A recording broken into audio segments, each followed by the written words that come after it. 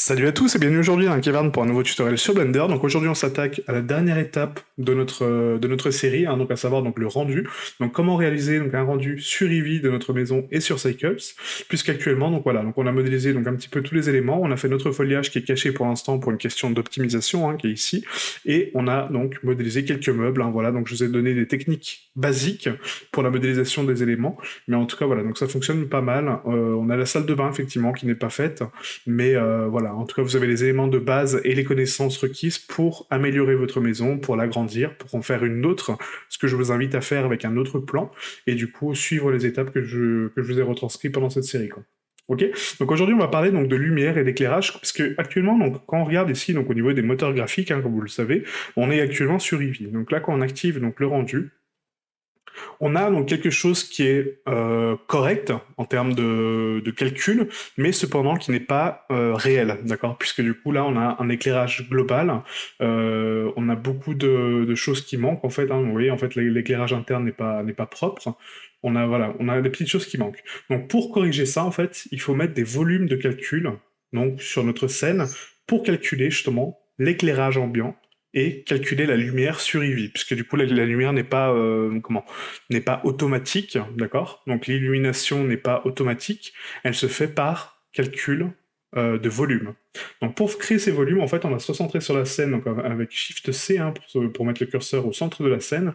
On va passer en vue de dessus avec 7, et là en fait on va construire donc un volume de cubes de calcul justement autour de notre maison pour pouvoir calculer les lumières. Donc pour ce faire, on appuie sur Shift A, et ici, quand vous regardez, donc, on a quelque chose qui s'appelle sonde de lumière. On a donc les réflexions cube map, le plan de réflexion et le volume d'irradiance. Donc nous, ce qui nous intéresse pour l'instant, c'est le volume d'irradiance. Donc on le sélectionne, et là vous voyez qu'en fait ça m'a créé donc un petit cube avec donc des petits points à l'intérieur, et chaque petit point correspond à une zone de calcul.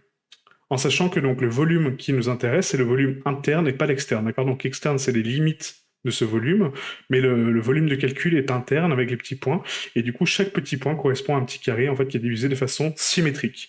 Donc pour régler ces points, pour les augmenter ou les réduire, vous avez ici donc dans les paramètres de volume d'irradiance, la distance des points, l'atténuation du calcul, l'intensité du calcul et la résolution. Donc si on augmente la résolution, qu'on met du 8 par 8, vous voyez que ça m'a créé donc 8 points sur X, 8 points sur Y et 8 points sur Z. Donc là, on a une densité de points qui est énorme, donc un calcul beaucoup plus long, mais par contre, un calcul beaucoup plus précis. Voilà, donc plus vous augmentez la résolution, plus votre calcul sera précis, mais faites attention, puisque du coup, ce paramètre-là, il est en lien avec un autre paramètre, que je vous ai déjà montré sur la série Eevee de A à Z, qui est ici. Quand vous allez donc dans les paramètres de rendu, on a ici, vous voyez, donc éclairage indirect. Et donc là, on a la résolution du cube, donc pas sa densité de points, hein, pas sa densité de calcul, mais sa résolution par point. Donc là, on a 512 pixels par 32 au niveau de l'occlusion. On a donc l'irradiance, en fait, donc la puissance de l'irradiance. Le glossy, donc c'est pour clipper, donc pour faire un filtre de la brillance, et la qualité du filtre qui est à 3. D'accord? Donc nous, on va régler donc les rebonds de diffus, on va les mettre à 6, d'accord? Donc on va mettre 6 rebonds de lumière, c'est-à-dire que la lumière va rentrer dans ce volume, elle va taper donc 6 fois sur les surfaces pour me retranscrire donc la lumière. En termes de résolution, donc au niveau de la cube map, on va mettre donc à 512, c'est largement suffisant vu la quantité de cubes qu'on va mettre. Et la diffuse occlusion, on va la réduire à 8 pixels pour avoir une meilleure finesse d'occlusion. Maintenant qu'on a ce volume qui est réglé, donc avec la résolution qu'on a souhaité, hein, donc moi je vais laisser du 4 par 4 et du coup le clipping start donc à 0.01 et 40 mètres, on va créer un volume de cube. Donc là 7 pour passer en vue de dessus, on va faire un G Shift Z et du coup on va déplacer notre volume d'irradiance sur le côté, comme ceci. Maintenant j'ai envie de le dupliquer à côté, donc on va faire un Shift D, et pour le dupliquer une fois sa valeur, on va faire X et on va taper 1.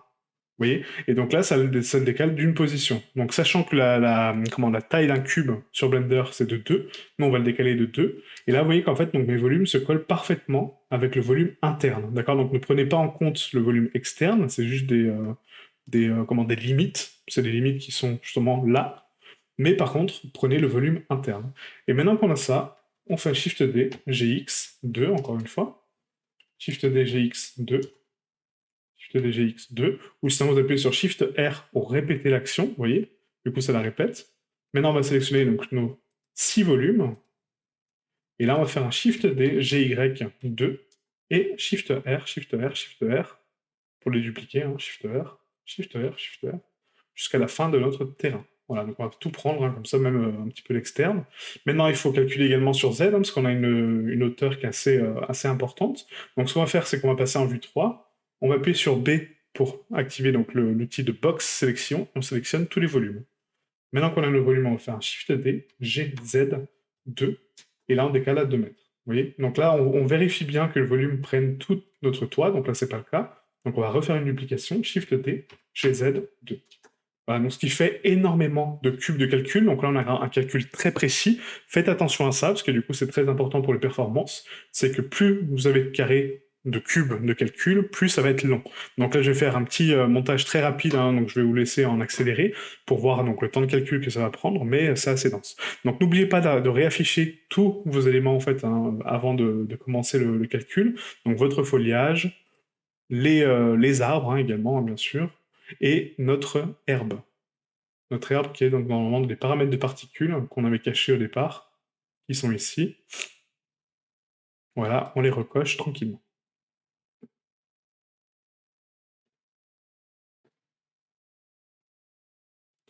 Donc là, au niveau des paramètres, on a ici, donc, du coup, j'avais mis donc, quantité d'affichage 1 par 25, en sachant que le précalcul, il doit prendre toutes les particules en même temps, hein, d'accord? Donc je ne pense pas qu'il prenne en fait le calcul du rendu, donc affichez bien toutes vos particules d'un coup, sinon ça ne marche pas, quoi. Voilà, donc là pareil, donc j'avais fait un système pour l'herbe et un système pour les fleurs, pour les plantes hein, qu'on avait créées, pour donner un petit peu de diversité, un petit peu d'aléatoire. Et là, du coup, on va passer à 10, comme ceci. Voilà, donc là on a notre foliage, nos fleurs, vous voyez, c'est un petit peu habillé, c'est sympa. Maintenant, ce qu'on va faire, c'est qu'on va passer donc en précalcul, donc on passe ici dans le moteur de rendu, et là, on va descendre donc dans Bake éclairage indirect. Et là, on va cliquer sur Bake indirect lighting. Donc ça va calculer donc la lumière indirecte de notre scène. Donc ça va prendre un certain temps, certes, hein, parce qu'il y a beaucoup de cubes, d'accord? Donc on aura une résolution vraiment très très bonne. Voilà, votre viewport va faire des choses un petit peu étranges, vous voyez, en fait, hein, ça part un petit peu partout. Mais vous inquiétez pas, c'est parfaitement normal. Donc je vais laisser de calculer, je vous laisse en accélérer, et du coup on se retrouve juste après pour admirer le rendu final. Ah, donc là, pour améliorer les performances, en fait, on n'a pas besoin de voir le calcul qui se fait en fait derrière. On peut ici donc décocher le mode rendu en fait, hein, pour laisser un petit peu plus de ressources au processus qui est ici, hein, vous voyez, donc le calcul de la lumière. Donc on désactive pour l'instant la vue 3D, et après on admirera donc le résultat final, quoi. Ah, donc le calcul est bientôt terminé, donc là on est à 98%, hein, donc du coup j'ai réduit donc, le nombre de cubes, j'ai augmenté donc leur taille hein, pour que ça soit un peu plus rapide, sinon c'est très très long comme calcul. Mais ce que vous pouvez faire en fait pour avoir un calcul plus rapide, c'est donc sélectionner un des volumes, le scale en fait, hein, donc l'augmenter en termes de taille, et du coup augmenter sa résolution en fait, ou descendre en fait la résolution ici du cube map. Voilà. Donc là on a un calcul de lumière qui a été fait, donc maintenant quand on passe en rendu, voilà ce qu'on a. Donc du coup, on a vraiment le calcul des lumières qui a été fait donc à l'intérieur. Vous voyez qu'en fait, on a quelque chose de beaucoup plus concret. Donc certes, qui n'est pas précis, puisque du coup, on a des gros cubes, d'où l'importance de la résolution, hein. Donc restez sur la résolution de départ pour avoir un calcul précis. Donc certes, ça va être long, mais au moins, vous aurez un beau résultat. Et du coup, voilà comment on bake donc, les lumières sur Eevee. Donc c'est un petit peu long comme processus, certes, mais en tout cas, vous allez avoir un calcul de lumière vraiment très, très propre. Ok, donc ça c'était pour la première méthode. Donc maintenant on va passer donc à la méthode Cycles. Donc du coup on va supprimer nos volumes d'irradiance. On va supprimer le cache également donc, de Bake. Donc là, on a les volumes d'irradiance qu'on va sélectionner avec Shift. Hop. Voilà. Et là, on va passer sur Cycles. Donc pour Cycles, en fait, certains d'entre vous ont remarqué que du coup, l'herbe n'était pas bonne en fait hein, sur Cycles. Et la raison, c'est parce que le shader donc, pour l'herbe n'est pas pareil que sur Eevee. Voilà, donc c'est ça la petite subtilité.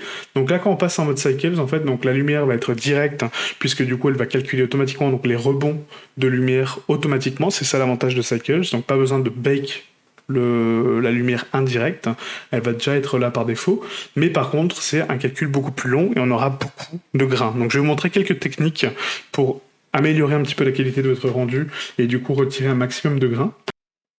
Ah, donc là, quand on passe sur Cycles, en fait, on voit que du coup, donc, le calcul de la lumière est beaucoup plus précis, en fait, hein, beaucoup plus propre. On a donc vraiment les zones d'éclairage qui sont donc, ici, hein, représentées donc, voilà, par la lumière. Et du coup, tous les rebonds qui vont taper sur les surfaces et rebondir en fait pour donner ce rendu. Le problème de Cycle, c'est qu'il y a énormément de grains comme vous pouvez le voir à l'écran actuellement, sauf pour l'extérieur où là on a un éclairage diffus partout et que du coup nous permet d'avoir une qualité assez propre. Donc je vais réactiver mon foliage, on va parler de l'herbe rapidement pour la régler ensemble. Hop. Donc pour le foliage c'est bon pour les arbres et du coup les fleurs. Par contre pour l'herbe, il y a une petite nuance au niveau du shader, c'est qu'en fait, donc ici, on avait créé donc un matériel d'herbe pour nos particules qui sont ici. Donc là, je vais les réactiver tranquillement. Hop. Voilà. Et là, si on regarde notre herbe, en fait, actuellement, donc elle a une couleur assez bizarre, parce que du coup, elle prend, en fait, la couleur, donc, un petit peu du sol, enfin, je ne sais pas trop, en fait, ce qu'elle prend comme couleur, mais c'est tout simplement dû au shader. Donc là, on va repasser, donc, ici, dans Shading. On va rester en Cycles, du coup, pour l'instant. Voilà. Et là, quand on regarde donc, le shader en fait, d'herbe, du coup, donc nous, ce qu'on avait construit, c'était un shader vraiment tout simple avec une rampe de couleurs pour donner un petit peu de densité au niveau de l'herbe, au niveau des colorimétries. Mais ce qu'on va faire, c'est juste remplacer donc, le BSDF guidé par un BSDF de particules et lui donner des informations, en fait. Donc ici, on va supprimer donc, le BSDF guidé. Voilà. On va repasser donc ici dans la partie shader, et là, vous avez un BSDF cheveux, vous voyez. Donc ce BSDF cheveux va me permettre de contrôler la couleur grâce à cette rampe qu'on avait déterminée grâce aux paramètres de fibre. Et du coup, on va mettre donc en sortie une sortie de matériel. Et là, quand on raccorde sur la surface, on a notre herbe qui est parfaitement texturée comme avant. D'accord. Donc avec les la belle rampe du coup qu'on avait créée, donc avec les zones de contact vers le bas, un petit peu plus éclaircies sur le dessus. Hop, j'essaie de bien le placer. Et voilà ce qu'on a. D'accord. Donc voilà comment régler un petit peu le problème d'ici. Donc après on a donc ici l'espace tangente, donc nous on va pas l'utiliser. La normal map, du coup on en a plus besoin, donc la bump, parce que du coup on a déjà fait donc, le travail de couleur avec ça. Et ce qu'on peut faire éventuellement, c'est donc la rugosité sur U et V. On peut passer donc en réflexion ou transmission pour donc transmettre un petit peu plus de nuances en fait de sombre, ou sinon en réflexion justement pour activer un petit peu la subsurface. Ok, donc nous on va rester en réflexion et on va passer au rendu. Donc là l'avantage du rendu en fait sur Cycle, c'est que pour améliorer donc l'éclairage interne d'une scène, il faut placer des panneaux pour indiquer où sont les entrées de lumière sur la scène. Donc je m'explique, c'est qu'on a une technique en fait qui est assez simple sur Cycles, c'est qu'on peut aider le logiciel à traverser un petit peu la matière et traverser les zones pour lui indiquer où sont les zones de lumière. Donc là, on va sélectionner par exemple la porte, vous voyez, qui est ouverte. On va sélectionner donc son centre avec Shift S, curseur vers sélection. Vous voyez, donc le centre se place directement sur le point d'origine de ma porte. Et là, on va faire un Shift A. Et dans lampe, vous avez donc ici un éclairage qui s'appelle donc zone. Cet éclairage de zone, en fait, va nous permettre donc de définir un portail. Donc le portail, on peut le retrouver donc directement ici, vous voyez, en fait, dans les paramètres de zone, on a donc la puissance de notre lumière, actuellement, qui est une lumière, ce n'est pas un portail, mais si on coche la zone portail, on voit que les autres paramètres, du coup, ne sont plus pris en compte, et ça devient un portail de lumière. Donc le portail de lumière, il faut toujours l'orienter avec la petite flèche, vous voyez, en fait, donc le petit, la petite arête qui indique donc la direction de notre portail, donc là, on va le tourner à 90, RX 90, et là, on va scale notre portail, voilà, pour lui donner donc la bonne densité au niveau de la porte. Donc j'ai Z, hop,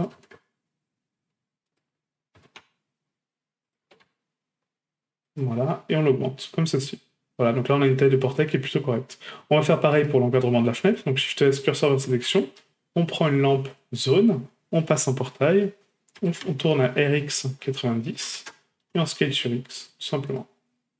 Ensuite la baie vitrée, Shift S, curseur de sélection, Shift A, lampe, zone, on coche le portail, RX 90, on scale sur X pour prendre donc, toute la taille, on scale sur Z, et là on est bon. Pareil pour l'autre fenêtre. Voilà, donc là vous en doutez, du coup donc la manip est toujours la même. Shift A, mesh lampe zone. Donc là c'est un RZ 90, RX 90, RY, excusez-moi, 90. Voilà, scale X, scale Y, touc, et là c'est bon. Pareil pour cette baie vitrée, Shift S, curseur vers sélection, Shift A, mesh lampe zone, RZ 90, RY 90, scale Y. Là, on peut décaler un petit peu sur Y. Voilà, scale Z.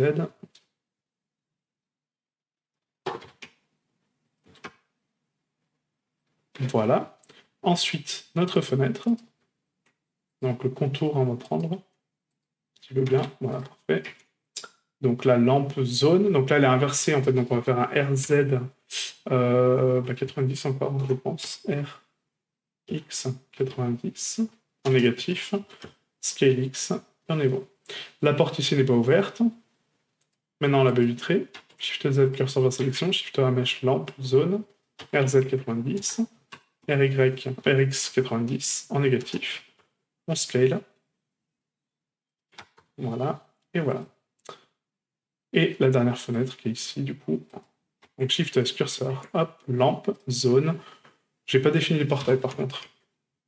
Faites attention à ça. Vous voyez, en fait, on oublie vite des manips, hein, tellement c'est répétitif, mais bon. Donc portail. On va resélectionner donc les lampes ici indirectement. Donc zone, portail, portail, portail et portail. Voilà, normalement les autres sont bonnes, c'est bon. Et maintenant, si on regarde donc à l'intérieur un petit peu, hein, qu'on active donc Cycles, on va voir que du coup donc la lumière va avoir donc plus de facilité à passer, parce que du coup elle va comprendre par où elle rentre, mais ça ne nous enlève pas de grain quand même, quoi, d'accord? Donc après la puissance de la zone, il faut la définir ici à 750, on va mettre.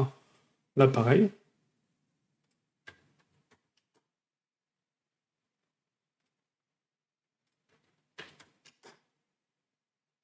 Voilà, et plus on va augmenter donc la puissance de notre portail, en fait, plus il va laisser passer de lumière, et plus il va comprendre un peu mieux le calcul. Hop.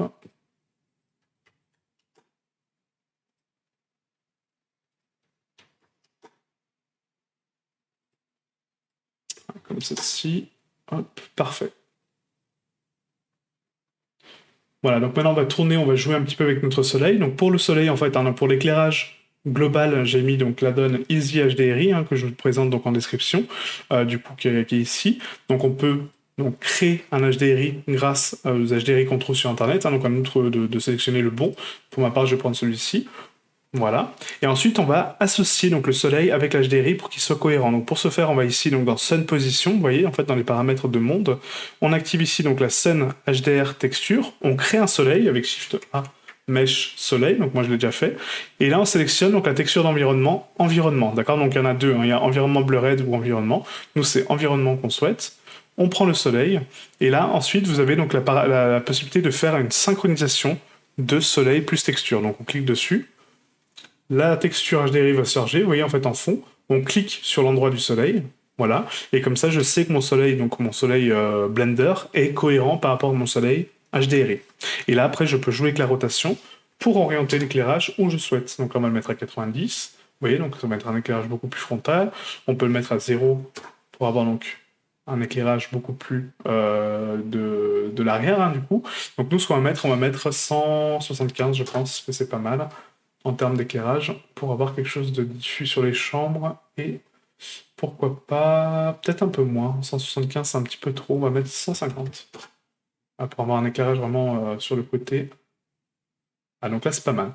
Et maintenant pour donc réduire un petit peu donc cet effet de bruit, ce qu'il faut c'est rajouter donc des sources de lumière à l'intérieur de la maison, pour avoir quelque chose de beaucoup plus cohérent. Parce que là, actuellement, donc, comment le soleil est fort, mais il n'envoie pas assez de lumière. Donc on a deux possibilités. Soit on augmente donc, la puissance de notre soleil. Donc ici, on va passer donc, en soleil. Mon soleil qui est par là, normalement. Voilà, ici. Voilà, donc on peut augmenter donc, la puissance du soleil. Donc ici, on va le mettre, par exemple, une force à 5, ce qui va augmenter grandement l'éclairage et du coup, prononcer vraiment les lumières. Et ensuite, on pourra augmenter également donc l'HDRI, qui est ici. Et au niveau de la force pour l'HDRI, en fait, vous pouvez le régler directement sur surface. Et là, multiplier la force, en fait, pareil, par 5. Ce qui va améliorer encore une fois un petit peu les lumières. Maintenant, on va mettre donc des lumières internes pour améliorer l'éclairage un petit peu diffus partout. Donc on va repasser en mode solide. Voilà. On va cliquer donc n'importe où sur la salle. Hop, on va mettre une lampe, donc un point. Et là, on va mettre des petites lampes de 100 watts, à peu près. Voilà, avec un rayon, donc on va mettre un rayon à 2. Voilà, 2 mètres. Et du coup, on va essayer de prononcer un petit peu la lumière là où elle est. Hop, voilà, donc au niveau donc, de la fenêtre, hein, ici, de la baie vitrée. On va dupliquer cette lampe, on va la reculer un petit peu au niveau de la porte. Et on va en mettre une dans la chambre également, puisque du coup, c'est les deux zones où on a de la lumière. Voilà, donc Shift DGX. Voilà, ici. Et là, quand on passe en rendu, du coup, on aura un éclairage beaucoup plus diffus, parce que du coup, on a augmenté le rayon vraiment de façon très vaste, vous voyez, en fait, on voit mieux la pièce. Est-ce que c'est concret? Pas forcément, parce que du coup, normalement, l'éclairage est censé se suffire à lui-même. Le problème, c'est que c'est pas toujours le cas, quoi. D'accord? Donc là, on va pas projeter d'ombre, par contre. Hop. Et après, au niveau des paramètres en fait, d'éclairage, en fait, il faut vraiment trouver le bon compromis entre le soleil, qui est lui pertinent, et vos éclairages qui sont juste là pour améliorer un petit peu la qualité du rendu, mais qui sont parfois trop forts, hein. Donc là, on a 100 watts, donc on va mettre à 25. On va réduire un petit peu donc l'influence de cet éclairage. L'appareil. L'appareil. Voilà, et du coup, c'est trouver un bon équilibre, en fait, hein, donc vraiment avoir quelque chose de concret, quoi.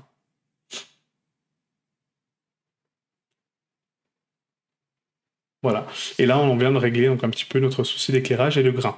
Pour améliorer donc le grain, encore une fois, il y a d'autres méthodes qui sont ici, donc le denoise, donc le denoise sur la scène. Donc on a ici donc le débruitage en rendu qu'on peut passer en OptiX sur la vue 3D, ce que je vous conseille pas, hein, mais du coup en rendu pourquoi pas.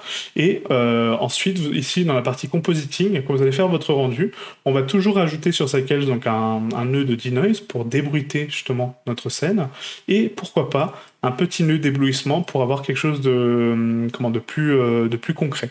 En nœud de sortie, donc c'est pas un visualisateur dévisé, mais c'est bien un visualisateur tout court, d'accord? Voilà. Et du coup, en raccordant donc ces nœuds entre eux, votre rendu d'abord se fera. Ensuite, il va passer par une étape de denoise, donc il va être, réduit en grains, et ensuite en éblouissement pour améliorer un petit peu l'éclairage. Donc là, si on fait un rendu donc rapide avec notre caméra, on va passer donc en 0 avec la vue caméra, hein, du coup, s'il veut bien. Alors ça n'a pas l'air, parce que je n'ai pas de caméra visiblement, donc c'est pas grave, on va créer une rapidement. Donc Shift A, Mesh Caméra. Voilà. On va faire un CTRL 0 pour la placer. Et là, on va la reculer un petit peu. En fait, ici, donc, vu que c'est des pièces assez petites, hein, du coup, voilà, on a fait la réflexion aussi par rapport aux pièces, donc je suis désolé parce que c'est des dimensions que j'avais, mais du coup, je ne peux pas faire grand-chose par rapport à ça. On va passer avec un objectif donc, en 10 mm, vous voyez, et du coup, ça permet de prendre du recul sur la scène pour avoir donc un angle de perspective un peu plus sympa, quoi, voilà. Et là, on peut faire notre rendu, donc directement dans la partie rendu. Voilà, donc le rendu va prendre un certain temps en fait à calculer, donc en fonction de votre carte graphique et du coup donc de votre scène tout simplement. Et donc après, c'est à vous, voilà, de faire donc les bons réglages, le bon éclairage comme vous le souhaitez. N'hésitez pas à rajouter un petit peu des lampes, mais de façon très diffuse en fait pour diffuser la lumière de façon un petit peu plus vaste. Voilà, ça améliore grandement la qualité de l'éclairage. Mais voilà, vraiment faire attention pour la cohérence de la scène. En fait, il faut vraiment jouer avec les lumières parce que malheureusement, les rebonds sont importants, mais ça prend énormément de temps de calcul. Voilà, donc vous avez la possibilité d'augmenter les rebonds, d'augmenter la qualité de l'éclairage, d'augmenter le nombre de sources de lumière que vous avez sur la scène pour avoir votre rendu à la fin propre. Ok, voilà, donc on va se laisser là-dessus. Donc du coup, je vous présenterai donc le rendu final juste après cette petite conclusion. J'espère que cette série vous a plu. Donc n'hésitez pas à rejoindre le Discord si vous avez des questions supplémentaires, si vous avez d'autres doutes, hein. Du coup, on va rattaquer donc une nouvelle série très prochainement. Je suis en train de la préparer pour l'instant, donc qui va être très dense, mais très intéressante aussi. Hein. Donc du coup, plus orientée sur la cinématique et du coup les logiciels un petit peu comme Unreal, Blender, Substance. D'autres logiciels en fait qui sont vraiment super intéressants, donc en espérant que ça vous plaise, et je vous dis à très bientôt. Ciao ciao.